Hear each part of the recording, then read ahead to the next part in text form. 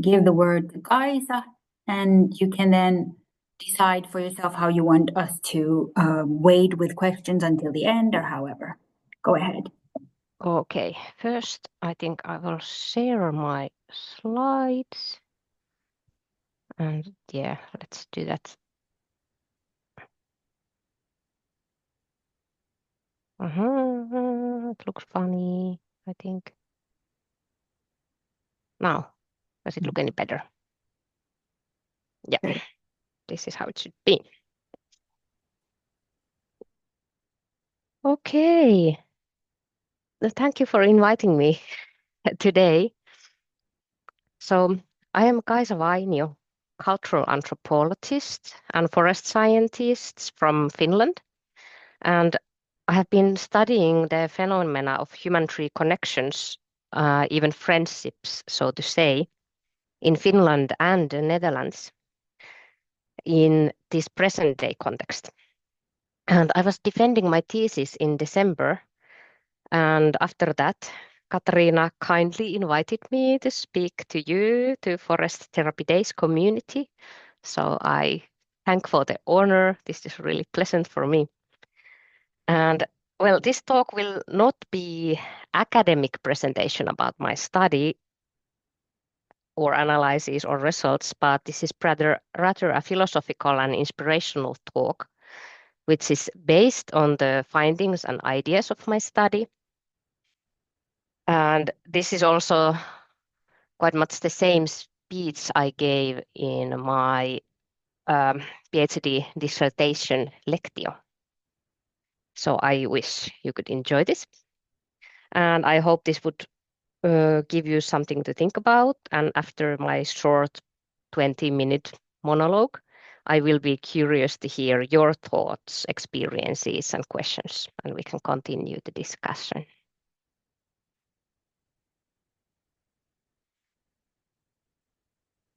So, I'm talking about trees. So trees are more than beautiful objects in the landscape. Trees are much more than just sources of timber, other than carbon dioxide, sequesters for the climate, and really much more than nest trees for the birds, quite different from just landmarks.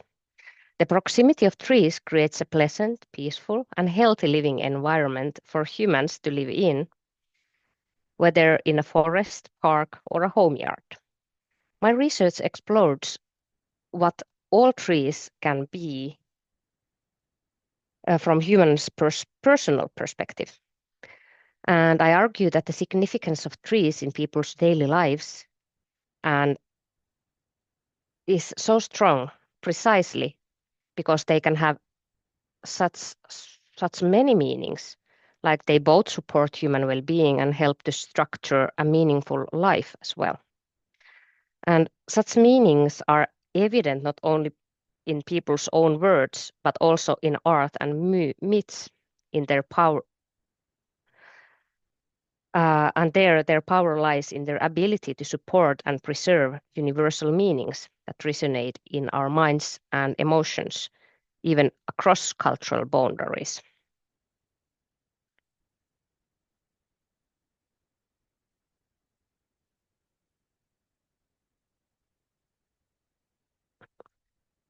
In this talk, I refer to the Middle Earth mythology written by Professor J.R.R. Tolkien. So, John Ronald Reuel Tolkien was an English writer and philologist, and he was the author of the high fantasy books The Hobbit and Lord of the Rings, which many know all around the world. And these, together with other books such as Silmarillion and Book of Unfinished Tales, they form a connected body of tales, poems, and fictional histories, invented languages, and literature essays about the fantasy world called Arda, and within it, Middle Earth. Between 1951 and 1951, 1955, Tolkien applied the term legendarium to the larger part of these writings. And both for Tolkien personally and in his Middle-earth writings, caring about trees really mattered. Indeed, the Tolkien scholar Matthew Dickerson wrote that it would be difficult to overestimate the importance of trees in the writings of J.R.R. Tolkien. And in 1955 letter to his publisher, Tolkien wrote, "I am obviously much in love with plants and above all trees, and always have been, and I find human mistreatment of them as hard to bear as some find ill treatment of animals."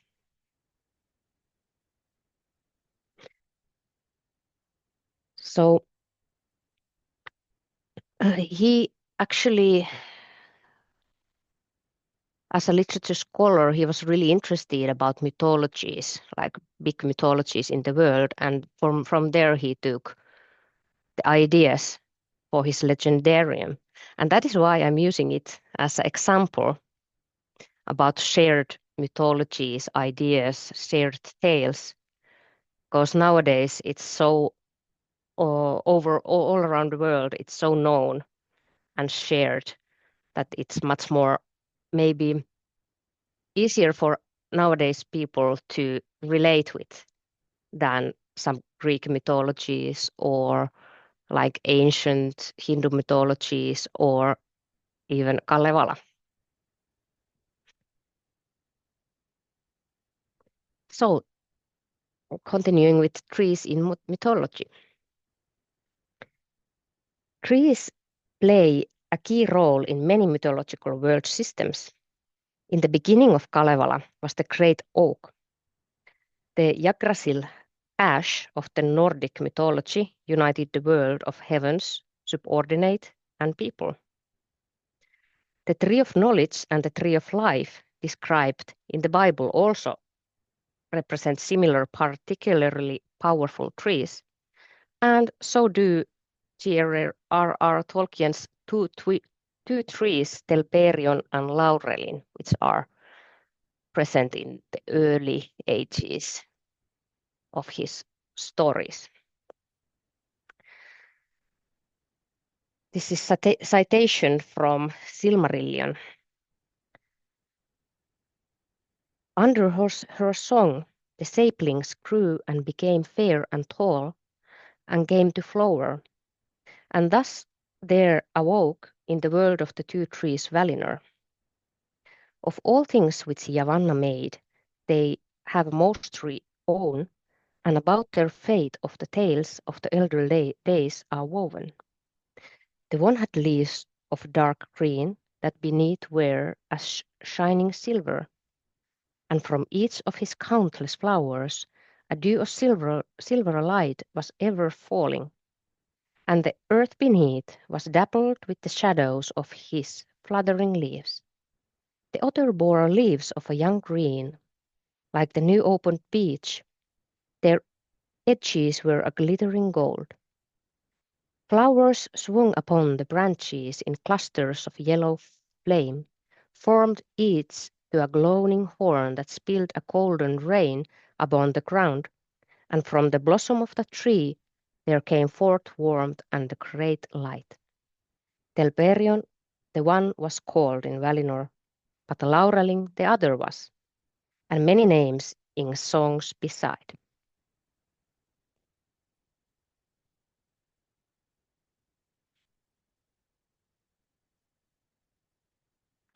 Such world trees play an essential role in the structure of the universe. Mythological world trees will eventually fall or be felled in dramatic way, and the world order will change. So it is with the trees of Valinor when Melkor, representing the forces of evil, destroys the trees and consequently the source of all light. The memory of those trees and their divine light and beauty are preserved in the jewels called Silmarils in the light of sun and moon and the legends. The tree can be seen as as a symbol used to describe the emergence of conscious humanity, the creation of culture, and a man's relationship to the world. Thus, the tree and a man have some kind of essential and intimate relationship. The deepest questions of human consciousness are described precisely by the symbolism of the tree. For example, in the Middle-earth mythology created by Tolkien, considered the father of modern fantasy literature, combines many key historical wood myths. The mythology created by him is based on several European story traditions and global storylines. His writings do not represent so much a flight from reality as they are meant to reconnect modern man with man's inner and cultural landscape and influence how we interact with other people, landscape, and nature. Tolkien's works have the status of classic literature and have had a strong influence not only on art and popular culture, but also on several generations of readers. When his success trilogy, The Lord of the Rings, was published in post-World War II Europe, the stories appealed to a wide readership with their humane values.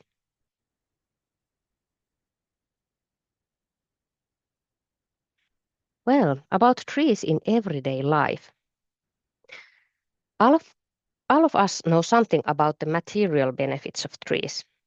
What is less well known is what the values associated with trees can be seen in people's lives, everyday life, and worldview in today's Finland or Europe or some other places. The intangible benefits that trees provide are significant.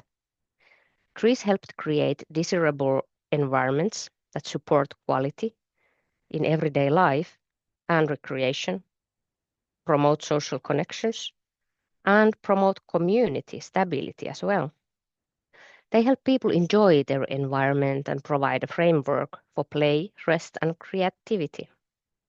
Trees are often visible, stable elements in our environments and become places of sensory experiences, memories, and emotions. It is known, but it's something that does not necessarily come up in speech. But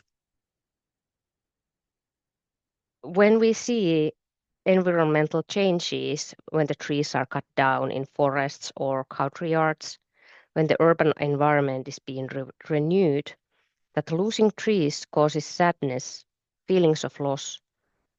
The environment around feels foreign, and these situations, even conflicts, make conflicts between people. And I was interested in how the interaction between trees and people is realized in our reality. Research like this obviously had its challenges, as we can ask people about their experiences, but we cannot ask the trees how they feel about all this. So here we had to rely on the assessments of the people who told us about their favorite trees and their connections with them. We also received support for the analysis from contemporary poetry, which was otherwise not difficult to find, because we find out that trees, forest, and nature thematics were really central to the Finnish poetry published today.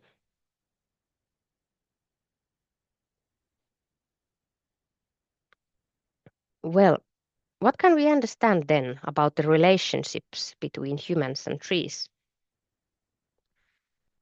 Let us do a short exercise together. So I invite you all to close your eyes for a moment and recall a special tree in your life, one that stands out in your memory. Picture as vividly as you can the tree. So where is this tree of yours? What does it look like? How do you feel when you approach it? What do you hear, smell, and feel when you stand beside it? And what memories or emotions does this tree evoke in you?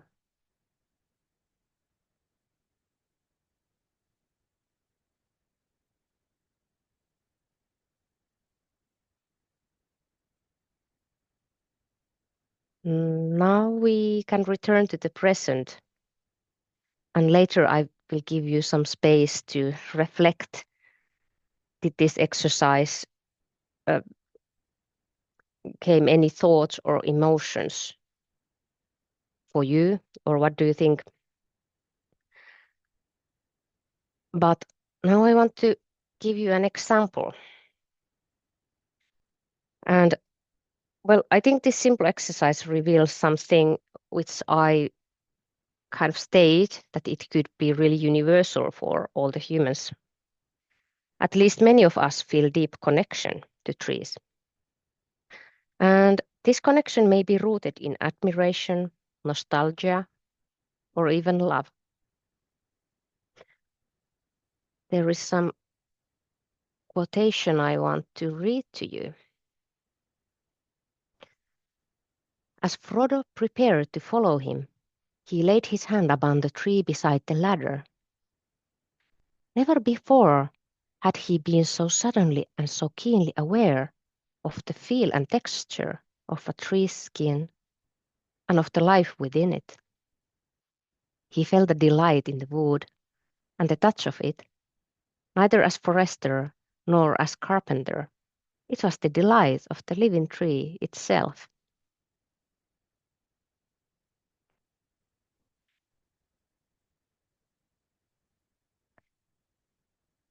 Well, this citation is again from Tolkien's book, and Lord of the Rings, from the describing a moment when Frodo touches a Mallorn tree in elven country, Lothlorien, where this Queen Galadriel lives.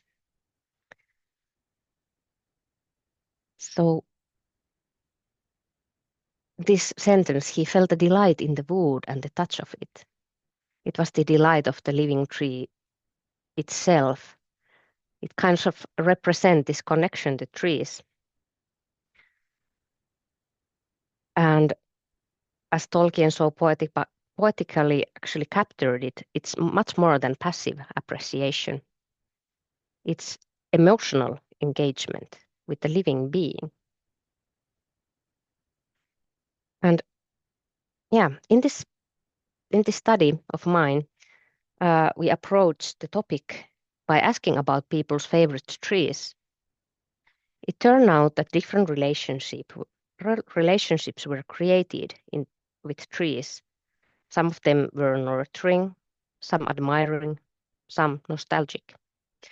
It turned out that living with trees also helped to structure one's own life stories, reflecting one's birth, growth, flourishing, sickness, death, and the over-generational continuum. The longest living trees witnessed generational change, historical events, urban growth, and also the quietening of the village roads.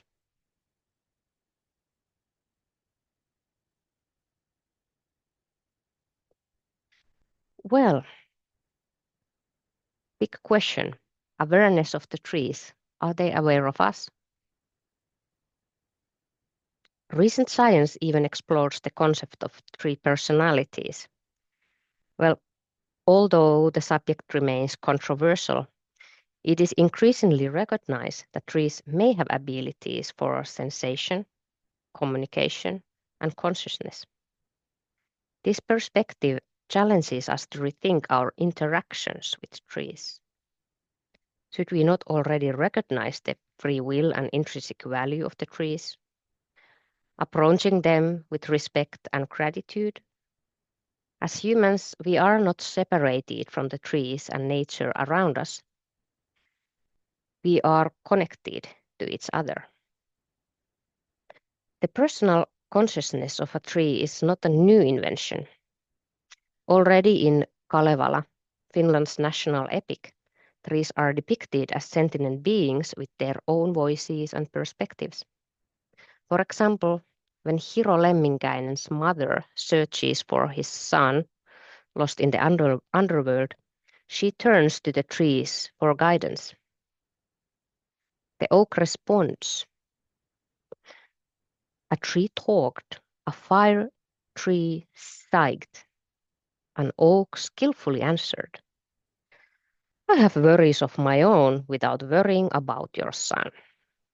Well, not really empathic, I think. But yeah, surprisingly, talking trees are rare phenomenon in folklore actually. But in the Finnish Karelian Kalevala, they occur. And perhaps it was from Kalevala that Tolkien adopted the role model for talking trees in his Middle-earth mythology. In his text too, trees have their own lives, their own goals, and their own woes. And they have a long memory and grudge against those who mistreated them and who can freely move.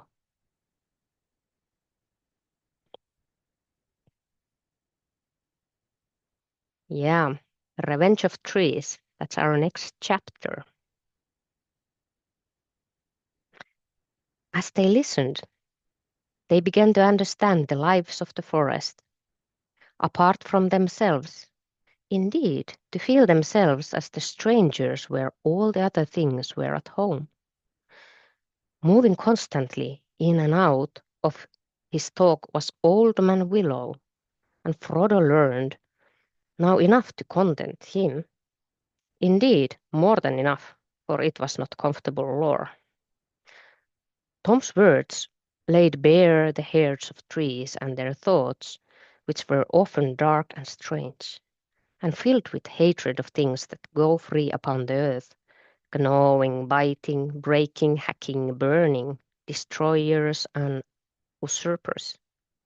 It was not called the old forest without reason, for it was indeed ancient, a survivor of vast forgotten woods, and in it there lived yet, aging not quicker than the hills, the fathers of the fathers of trees, remembering the times when they were lords. The countless years had filled them with pride and rooted wisdom, and with malice. But none were more dangerous than the great willow. His heart was rotten, but his strength was green, and he was cunning and a master of winds, and his song and thought ran through the woods on both sides of the river. His grey, thirsty spirit drew power out of the earth and spread like fine root threads in the ground, and invisible twin fingers in the air, till it had under its dominion nearly all trees of the forest, from the hedge to the dawns.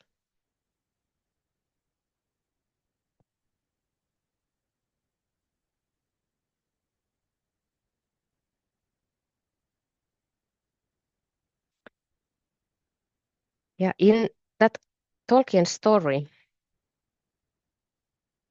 the old man Willow retaliates by talking the hobbits captive.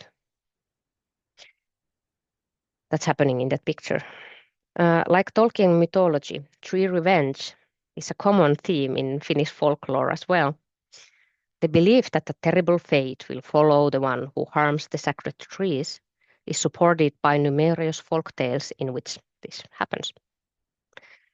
Research in the Finnish folklore and history reveals that when an attempt was made to eradicate paganism from the Finns as a result of the spread of Christian doctrine, sacred trees were also cut down. But tree fellers were hard to find, for the people feared that the vengeance of trees, and often the priests themselves, had to take up the axe. Well, our tree stories, which I collected, they showed great concern for the fate of our favorite trees. People were willing to do all kinds of things to preserve the trees that are important to them. And I would say that this behavior is guided not so much by reason as by feeling, whether it be affection, appreciation, fear, or respect. We even got stories that believed in the misfortune that followed cutting down a tree, and the connection between a favorite tree and a person's destiny.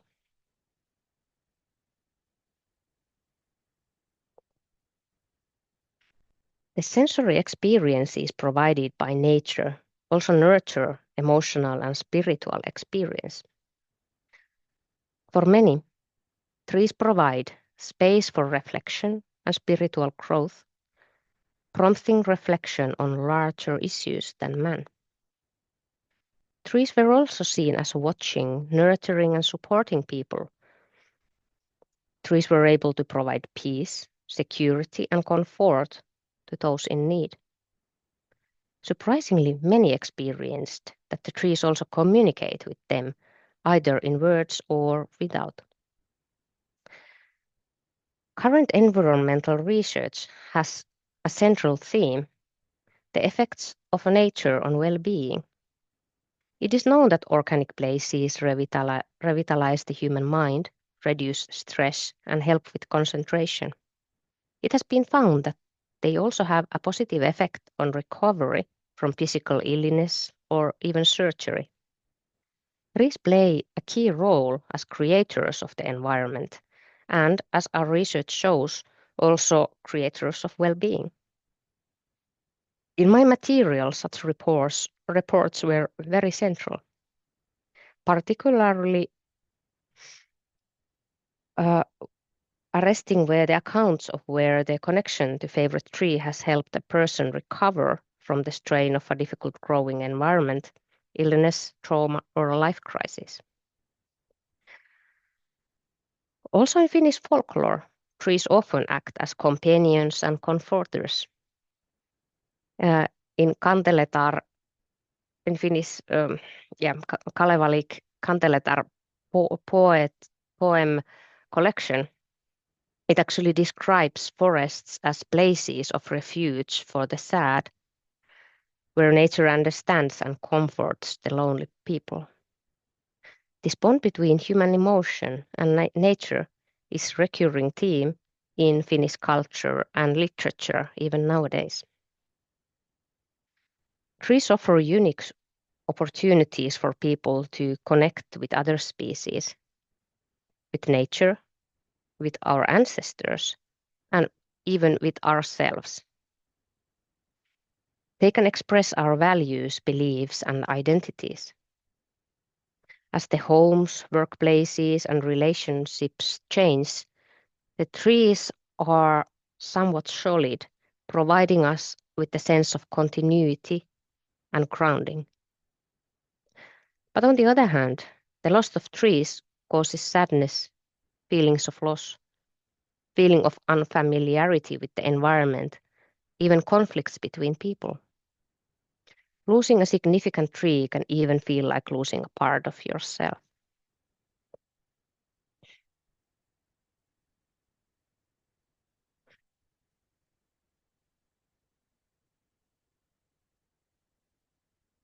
Well, lastly, actually, we will see to the future and talk about ecological rebuilding and what it can be. My example, well, is from my favorite book, Lord of the Rings again. And in this chapter, after all the adventures, hobbits, they go back home. And, well, it's not as it used to be. Everything has changed. Even Sam's vision in the Galadriel's mirror had not prepared him for what they saw. "They have cut it down," cried Sam. "They have cut down the party tree." He pointed to where the tree had stood under which Bilbo had made his farewell speech. It was lying lopped and dead on the field. As if this was the last straw, Sam burst into tears.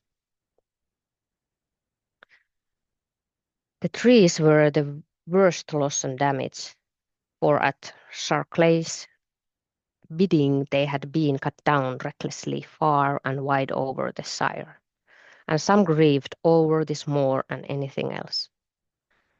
For one thing, this hurt would take long to heal, and only his great-grandchildren, he thought, would see the Shire as it ought to be.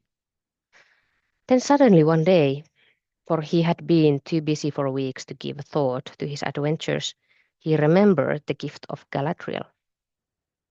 So some planted saplings in all the places where especially beautiful or beloved trees had been destroyed, and he put a grain of the precious dust in the soil and the root of each.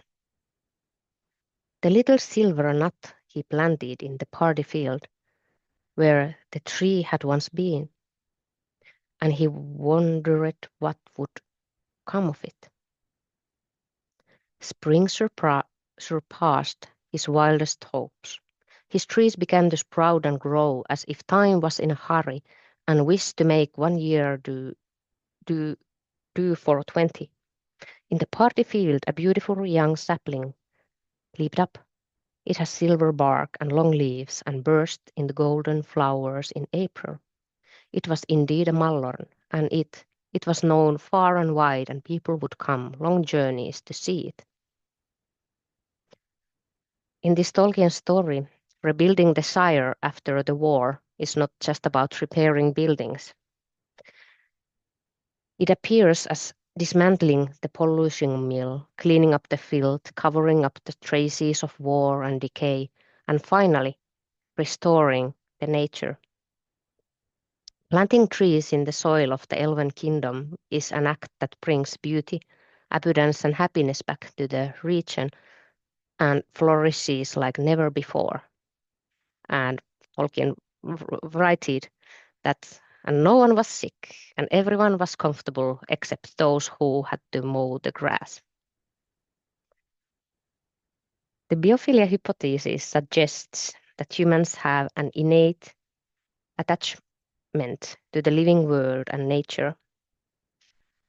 This bond between nature and man is essential to human well-being. The love for trees, both in aesthetics, in the world of myths, and in the world of senses and emotions, embodies this connection. Our emotional and social well-being seems to grow with the connection, whether through tree care, admiration, or reminiscence. My research shows that trees play an important role in creating a meaningful and healthy environment for humans, not to mention other species. Therefore, it does not matter how we treat the trees. Therefore, it actually it matters really much how we treat the trees in our habitats. My research, which looked at the relationships between man and trees from multiple perspectives, revealed that relationships with trees are diverse and deeply relevant. They promote human identity, well-being, and environmental values. Importantly, trees are not just passive objects in our environments. They are beings with whom we form partnerships, often deeply personal and significant. Our connection to the trees also provides opportunities for wider cultural change. By promoting more dialogical, reciprocal relationships with trees, we can begin to unravel the difference between man and nature. Instead of looking at trees just for their usefulness, we could instead see them as partners and commoners on this planet who deserve care and solidarity. The role of trees can grow in the planning of the urban environments in the future, both human and nature-oriented.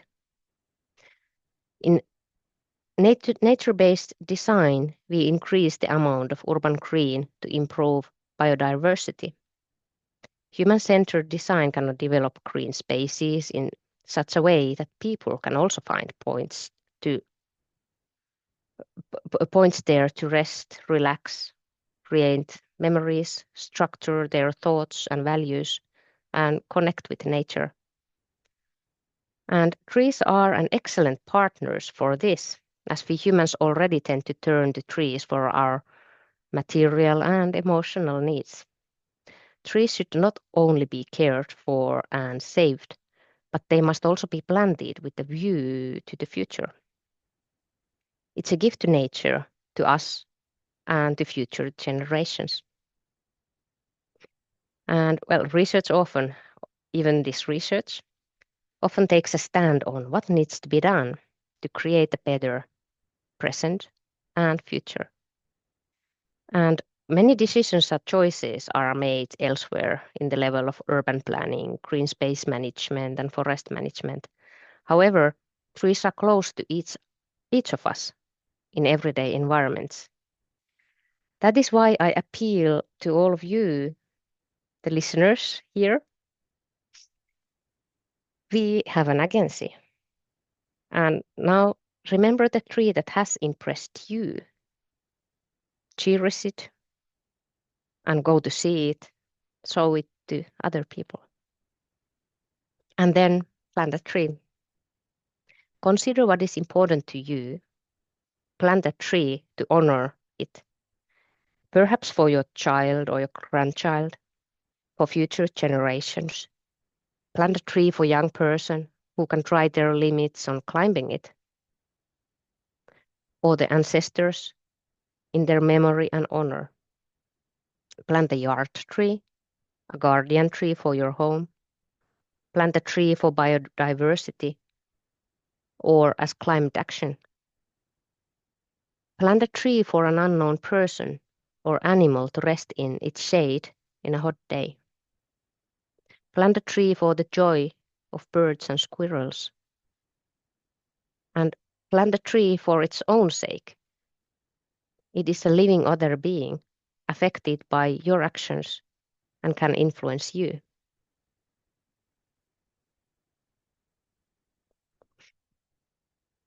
Well, thank you so much for listening.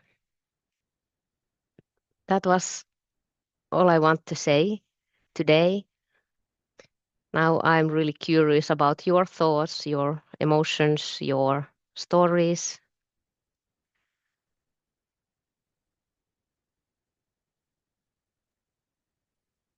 And Thank you so much, Kaisa. yeah. I'm waiting for Yasmina and Taro to maybe turn on their cameras if they want, but you don't have to. I'm still recording because I think it might be an interesting discussion.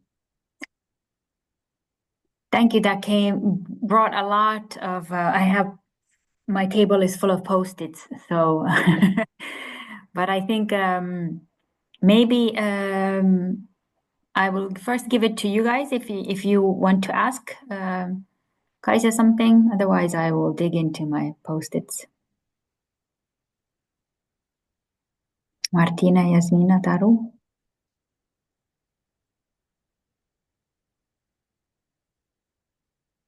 Does someone want to share something about their favorite tree or tree they were imagining in their exercise? I would share, but it is so private that that Totally understand. I don't want to be recorded because this story, in some way of my life and connected to one tree. So maybe later on, if we stop recording, I would be happy to share in this small group.